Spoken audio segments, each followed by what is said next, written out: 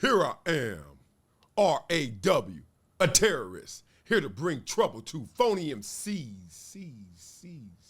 Ooh, it's a hydration situation where the locker room comes to life and the X's and O's meets the I's and U's. Y'all want to show some love? Like and subscribe to this channel because y'all gonna love us talking about Jaylen Brown and Stephen A. Smith today.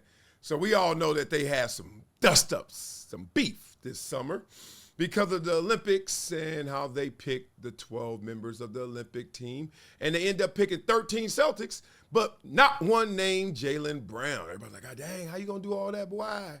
You ain't going to take the best player on their team, boy. You can say Jason Tatum if you want to, but a lot of his peers say Jaylen Brown. That said, we all know what came from that. Stephen A. Smith became the voice of talking about what was really going on behind the scenes and why Jaylen Brown wasn't on the USA Olympic team. So let's get into that. But first, before we get into that, make sure you log on to projecttransition.org and help us educate and empower these itty bitties. Yes, those are your kids out there in the community where we go and give them exposures and experiences. Let them know that they're properly supported.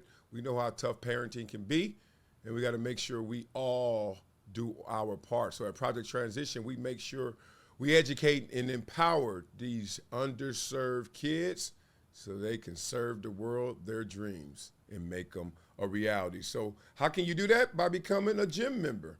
Yes, you can become a gym member as low as $5 a month, and I will send you this book, but give what you can. And I want to say your name, like Kelly Smith, who made a one-time $1,250 donation supporting Project Transition. Much love to you, Kelly Smith. Make sure I can say your name, because here I am, R-A-W, a terrorist, here to bring trouble to phony MCs. Whoa, Big Daddy Kane broke that thing down.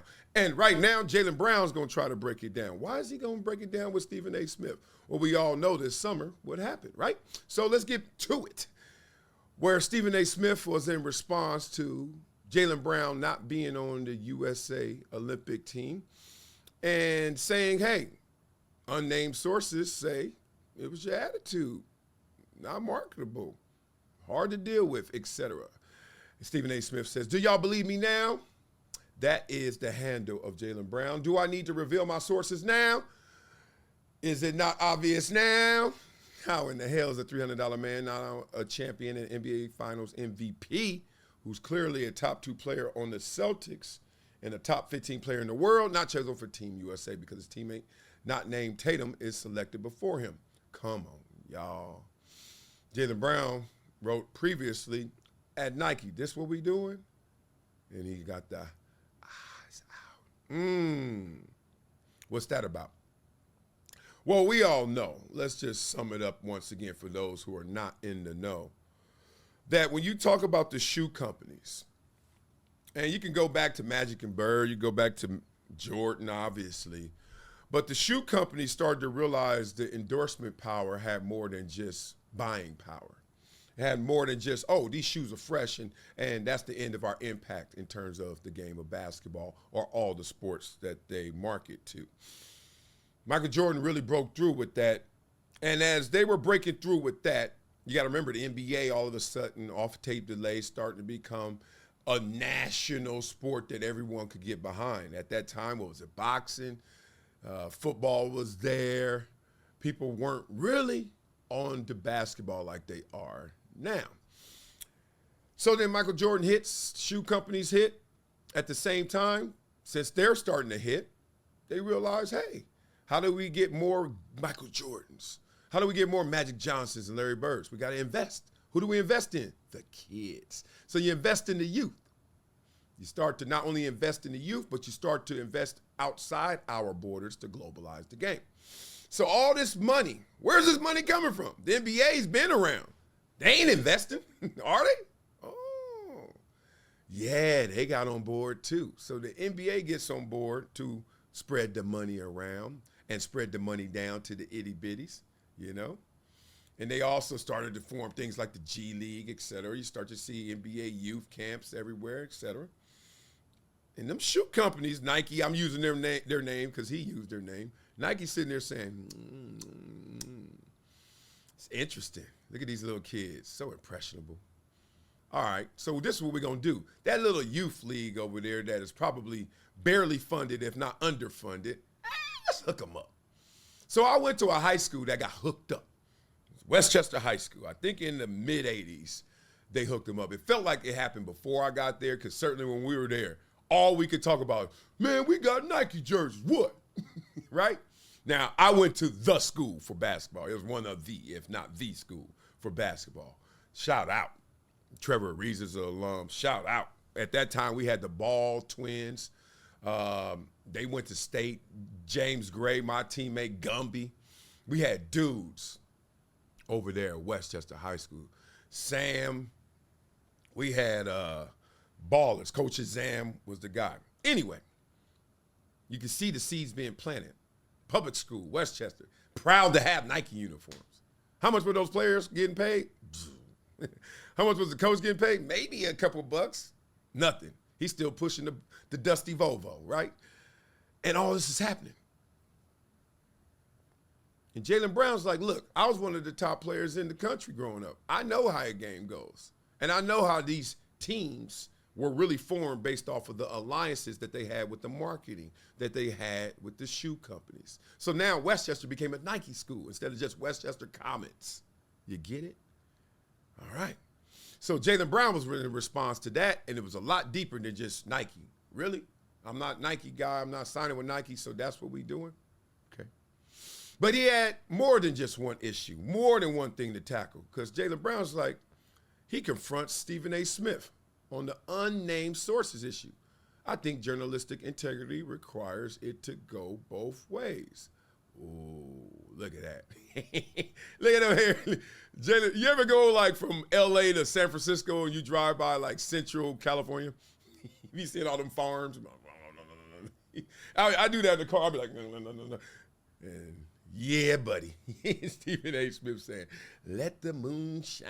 Let the moon shine. So, without further ado, we got to get into this because this is a good interview. Like I say, sometimes we're going to run down and get one, and sometimes we're going to just say, nah, dog, we're going to walk down and get them all. And I think this is one time we're going to walk down and get them all. So let's get into it. As Stephen A. Smith and Jaylen Brown break this thing going down. Yeah, go. Jaylen Brown, it's not so much that he's underrated. It's that he's just not liked because of his, quote, I am better than you attitude. He knows it. It's the same reason he is not as marketable as he should be. That's what an NBA source just sent me. I don't know that to be the case. I like Jaylen Brown. I know a lot of people that like Jaylen Brown. And I know you see the shirt. That's right. State your source. State your source. Yes. Oh, we're going to get into all of that. For sure. No question. And honestly, I wore this shirt because, like, this is where I wanted to start the conversation. Okay. Get into it. Grown man. And grown. To be honest, you know. Pull the mic closer to you, so I want to make sure the audience hears you. Go ahead. Absolutely. Okay, before we even get into it, the first thing they already got off is the athlete ego. So I always talk to you guys about the challenges of the athlete ego because it's different than any other ego I've ever seen. I'm not just saying that because of the bias of me being a former athlete. It's just because we have such a meritocracy objective experience in comparison to all other occupations I've ever come across that when we walk in a room, you ain't got to tell me I'm good. You ain't got to tell me I'm great. It's already been said. It's already been seen. It's already been done. Everyone else, including Stephen A. Smith, including me when I was at the sports media companies, someone had to approve of you. In sports, oh, I'm undeniable, baby. I'm undeniable. I think it's deeper than rap. Mm-hmm. I think it's bigger than both. You and I, like, obviously, your credentials are through the roof. You know, covering AI to First Take being the #1 show, and now taking the world by storm with your new podcast. Me too. So Me too. I wore this shirt, but I honestly, I know just because of your credentials that you're never going to reveal the sources because you abide by something called journalistic integrity. Right. Okay, so this is also an issue because some people say you don't reveal your sources, whoever you are. I ain't talking about Stephen A. Smith, just using him as the example because he's the visual. Because you ain't got no sources. So I do know this is a trick. There's a few tricks. I'll give you a couple right quick. One trick is to say, unnamed sources says Jaylen Brown is really upset because he's jealous of Jason Tatum, and that's why they don't want him on the team because they really don't like each other. Who really thinks that? Stephen A. Smith. It could be him. But who is he going to hide behind? Unnamed sources. So people get mad. I know that's a trick. People use that all the time. We just saw Deshaun Jackson kind of play a version of that, where you're like, oh, yeah, I talked to him, and he said this. Did you really talk about that? Did you really talk to him? Etc. So that's one of the tricks. Here's another trick when you're watching sports media. Oh, man, I was watching the film, and it told me, you didn't watch none of that. But it just gives you more authority, more power. Let's go. But hear me out. Sure. A couple months back, on your platform, you recited an unnamed source who I felt like attacked my character. That was what we played on a cold open, by the way. Sure. And Cocaine cold. one, I didn't really get a chance to defend myself, and two, you know, the damage kind of already is done. And I think journalistic integrity goes two ways. Yes, sir. So for me, I think a lot of people were upset, and as was I, because I understand journalistic integrity, and I understand how that works, but I also understand the idea of normal integrity as well, and I also want to maintain and protect that. Sure. So to start off, I wanted to ask you a question. Sure. And profession aside, you know, as a number one reporter with the biggest platform Yes, sir. in the world, I hold you accountable. Please so is there ever any dissension from what you report on as a man, what you report on as a reporter, and then what you stand for as an individual? Like when you go home, is there ever any dissension in the decisions that you make? Well, for the most part, no, because I find myself to be humane and fair. But in the same breath, when we take this example, let me use this example that you're talking about, but what I said was text to me about you, and by the way, others had said it as well. I wasn't talking about how I feel. You and I have been cool for years. You've always been good to me. What I was trying to say was, this brother is great. He's great on the basketball court. He's great off the basketball court. He's an individual of very high integrity, highly educated, who most people that you encounter considers you nothing short of brilliant. Yeah. And yet, these opportunities that clearly you are deserving of and should be afforded to you was not. And so when I brought that up, I literally get a text in the middle of the show. And immediately after the show, I got 3 separate phone calls. And they were like, yo, this guy is not liked by some of the powers that be because he's smart, because he's outspoken, because he's principled and he's defiant and he's not easily manipulated. These are things that are costing him. I didn't look at it as something that was smearing your character. I looked at it as individuals basically pointing out that you're not liked. And I completely understand why folks who are in positions of power and decision-making positions, you wouldn't like somebody because they usually don't like folks that are principled. I agree. All right, and I agree too. So let me step in here real quick. Because a lot of times the people who have that power, the powers that be, they want you to kiss the rings. We all know that. And when you don't have a real ring or you don't have anything to show in evidence, think about a lot of these executives and look at their role, look at their resume, and you say, damn, I don't see a lot of the athletic background. I don't see a lot of what you actually are in power and controlling that you actually went through that experience. Not a ton, right? You know, who runs the studio? It ain't the former director. It ain't the former producers. Who runs the studio? A guy who's super smart or whatever it may be, who worked his way into that position, okay? Who runs these teams, the NFL teams, NBA teams? Ain't former players, you know? And I can't say with an S, like, what, on one hand, maybe a couple minority owners, yeah, Jordan, et cetera. So these people are narcs. And when you are a narc, you like, yo, I'm going to get my flex on. You ever see the rich dude who ain't famous at the club? I always use the club. Boy, you talking about a flex. Like I seen athlete flex, and then I seen narc flex. Narc flex is like, look, get in line. If you don't get in line, oh, you gonna find out the hard way. Agree. Sure. And I wasn't holding you accountable for anything that you said. Right. It was that your platform is so large. You have the #1 platform in the world. First Take, your podcast now. What I was asking was, is there a dissension about what you report on, and also how you carry yourself as an individual and as a man? Like, how do you differentiate the two? But to be honest, I'm gonna come clean. Sure. Like, I wanted to have this conversation, but honestly, I couldn't wait to address this unnamed source. Right. I know they probably will be watching this because people like that are always watching. And I wanted to let them know that I had a great summer. Like, just as simple as that. Like, I traveled the world. went to Umrah. I won 2 MVPs.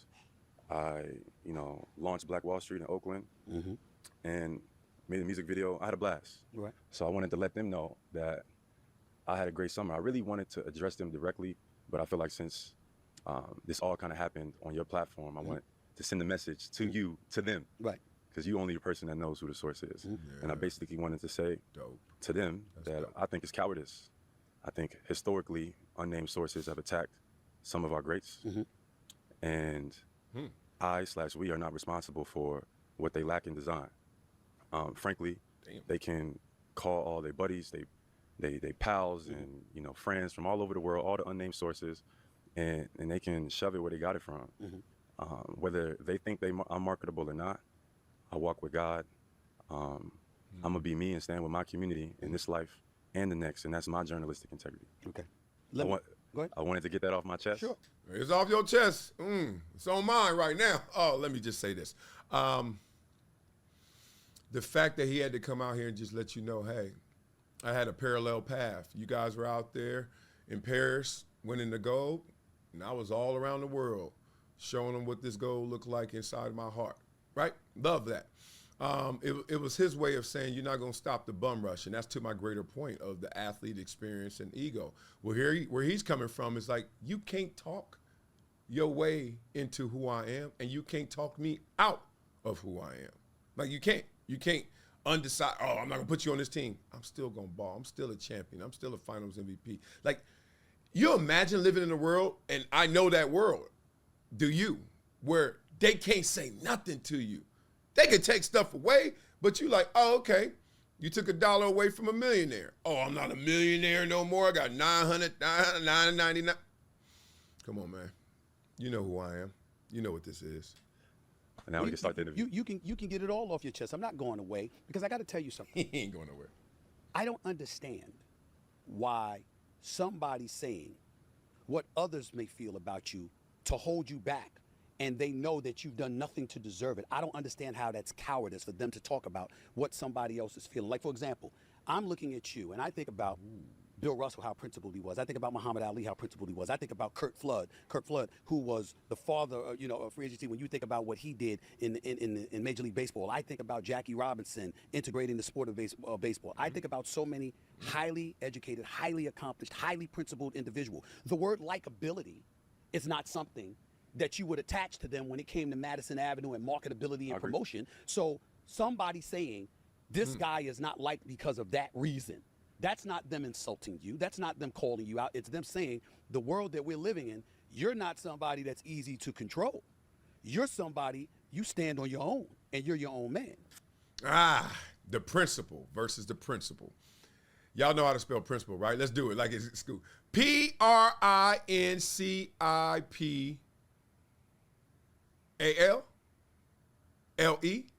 Yeah. So if you stand with principle, L-E, it's kind of hard to get to the principle. A-L, the money. That's what Stephen A. broke down. That's what I do, number one, talk that. For sure. What's the problem with that? It's a balance, because it's one, you can critique someone's performance. Okay. But then also if you're attacking their character. Like, they didn't just say that I wasn't liked, they said I wasn't marketable, they said I was arrogant, I carried myself with a certain demeanor, and that line gets crossed between critiquing someone's performance, not liking them for whatever reason, and then attacking someone's character. I think journalistic integrity requires it to go both ways. I never had a chance to respond or defend myself. One, because they're never going to reveal themselves, and two, the damage is already done. So what I'm speaking to is the unnamed sources. Like, if you speak on it and you say something because we have a relationship, at least I can look at you and we can go back and forth about what it is that we believe or what it is that we don't believe. An unnamed source, like, what is that? And to be honest, it reminds me, I think it has familiarity with when I was entering the draft. 2016 third overall pick. What was said? Do you remember? I do not. I'm sorry. When I got drafted, they said that I was too smart. A source, an unnamed source. Okay. Yeah. Said that I was too smart to be a basketball player or something like that, and that would hurt my draft stock because it was a form of questioning authority.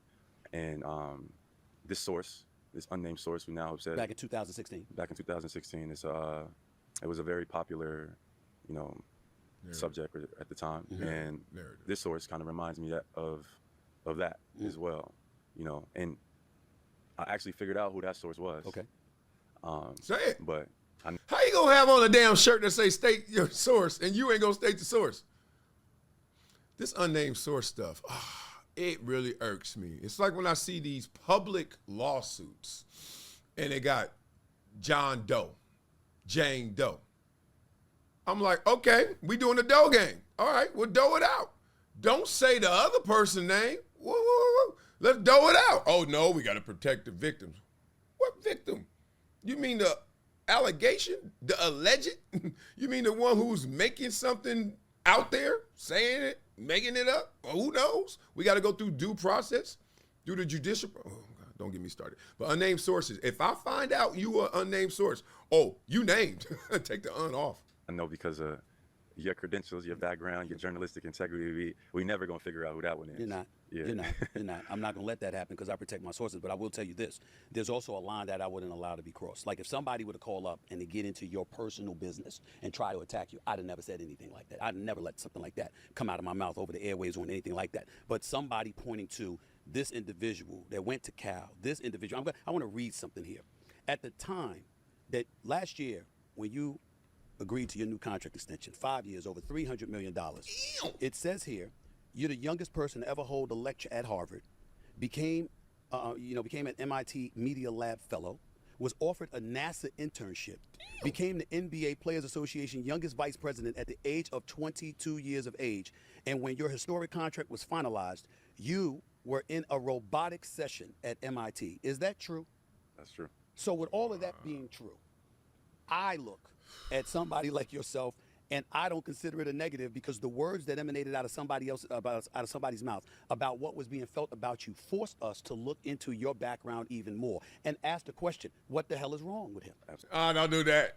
First of all, Stephen A. said emanated. Like he was like, shoot, I hear how smart you are. I could say emanated. What does emanated mean? And second, he ain't even go to Columbia. That sucker way smarter. He's smartest athlete ever. He ain't go to Harvard either. God dang. Get to it, Jada. Absolutely. Look at his intellect. Absolutely. Look at the fact that he doesn't get in trouble. Look at the fact that he's a great player on both ends of the floor. It forced us all to look at you, and then it had me screaming, why the hell isn't he all NBA? Why the hell? No. You catch this part.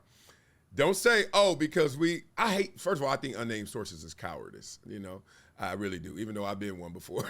And then I finally came clean. I was like, look, it's me telling everybody's business on the Chargers. I'm sorry.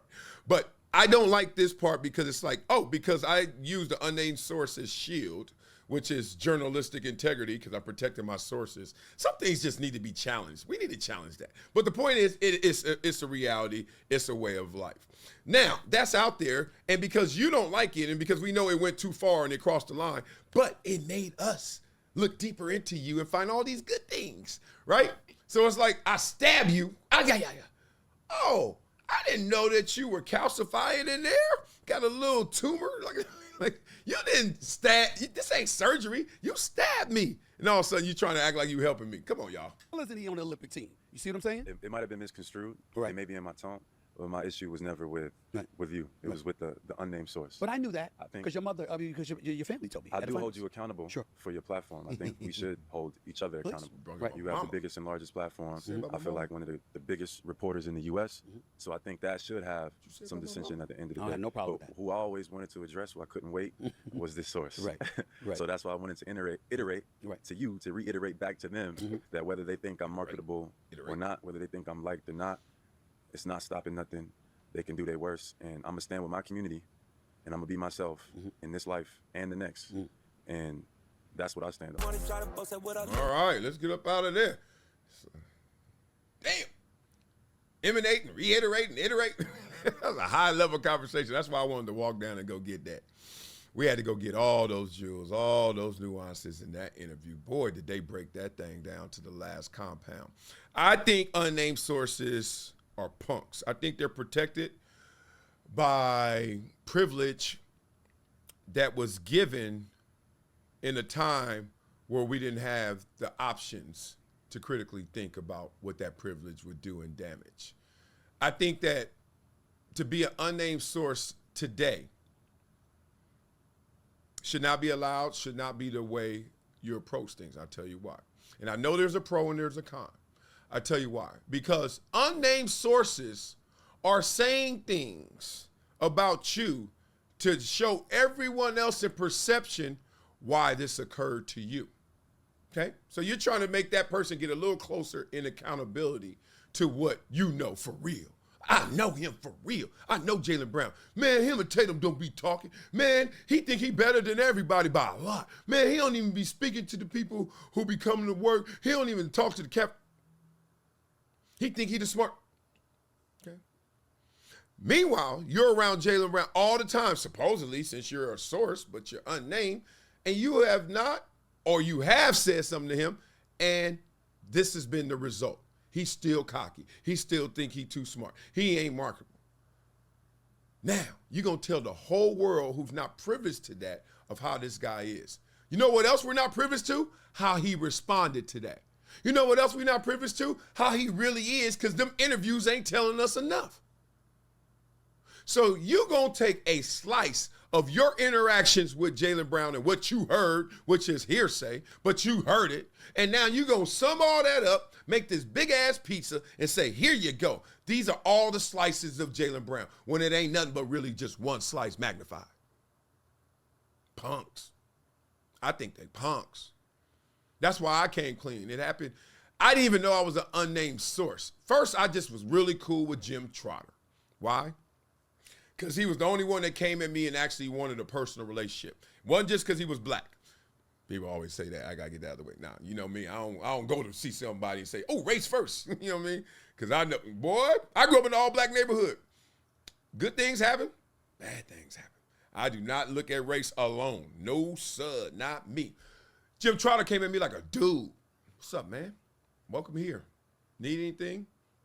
Show you around? Talk to you, whatever. Relatable. I was like, cool. Everybody else was like, microphone in your face, Marcellus, what do you think of it? I was like, dog, I'm a person too. Like, what's up? Just say hi. Don't come to me when you only need something, etc. So I, over months, I started to realize, oh, he the cool one. I'm going to be cool with him. So we having normal interviews on record. And then, okay, Marcellus, that's cool. All right, so tell me what you really feel. I said, I told you what I really felt. I just did it in an articulate, eloquent way so I don't step in it. He was like, oh, okay, well, if that's how you really feel, that's cool. All right. So let's just hang. And you know how it goes. No matter what story you tell, there's always another story to tell with it, right? I don't care. It could be your wedding day. You can say it a trillion different ways. So as we started to hang, I started to tell him more and more and more. It wasn't like I was hiding it. It's just like we cooler. My best friend hear a story. It's going to sound a lot different than y'all hearing that same story. You feel me? Next thing I know, I'm reading the articles and the color, the conjecture, the context was getting wider because it was like unnamed source. Then I knew it was me, but then I wasn't tripping because I was like, that ain't bad. I wasn't using unnamed source to kill the team. I was just giving more color. Then I realized, wait a minute. And it happened when I called for Doug Flutie to be our starter over Drew Brees. My name was on that one. And since my name was on that one and everybody was like mad at me or quietly happy for me, it's weird. Like people who told me to say that and my teammates and all that, they were like, good job, Wiley, good job. And the public was like, how dare you divide the team? I was like, these fools the one that told me to say that. They just scared because they knew nothing gonna happen to me. Not then. It's called the silent majority. Like most of us with you, dog. Good job, good job. Like it's a silent majority of people like, go Jaylen Brown. Go Jaylen Brown. And then there's a loud minority, unnamed sources, and people who talk trash. So I think cowards are unnamed sources and unnamed sources are cowards. I think y'all some punks. I wish it would go away. Seriously, I think that journalism would improve if everybody had to stand 10 toes down on what they're saying. Where else in this world can you say whatever you want to say and you ain't got to put 10 toes down? You want to make somebody else accountable on the receiving end of your words, but you ain't accountable in how you say them because you ain't a name. You're unnamed. You're a source. Crazy. All right. Well, That's how that goes. Let's beat that up in the comments. Let me know what you think about that. I thought that was a really good interview. Great job, Stephen A. Smith, with them all whites on. I know those some fresh shoes. I'm not into fashion, so I don't know how fresh they are. They look like some Ewins. Let me stop. Some Jay-Z's, them Reebok Jay-Z's, all white. Y'all tell me what y'all think. And make sure y'all also become like Kelly Smith and make a donation to Project Transition so you can help us educate and empower these itty-bitties out there. Y'all know who these itty-bitties are. And if you do that, I will give you guys the book signed, autographed, as you become a gym member. So make sure you do that. I'm going to let this video ride. Oh, don't let it go. Look at this. They got music to it. Look at it. What you want to do if you know who it is? He talking all that tread in the biz. He a unnamed source, of course. He don't want none of this remorse. That was one of the worst lyrics ever. Ever. What's up, y'all? It's Marcellus Wiley, founder of Project Transition and proud gym member. I'm excited to share with you an opportunity that will support our kids on their mission to making their dreams a reality. At Project Transition, we believe that real change comes from consistent action and support. That's why we invite you to join our powerful gym membership program that is making a difference every single day. As a gym partner, by giving every month, you'll fuel our mission by providing monthly support that turns into real empowerment and education for underserved youth. Your commitment reduces school dropouts, nurtures communities, and funds impactful programs like the Rising Stars Academy that we share. Together, we can turn potential into prosperity. Join the group of community champions driving change. Your contributions will help aid success by providing essential educational resources, building critical life skills, and fostering community strength. There's no better feeling than knowing your support will ignite hope, foster dreams, and empower the next generation. Join us today and be a part of transformative change. Help our youth become greater than their greatest excuse. Become a gym partner. Thank you.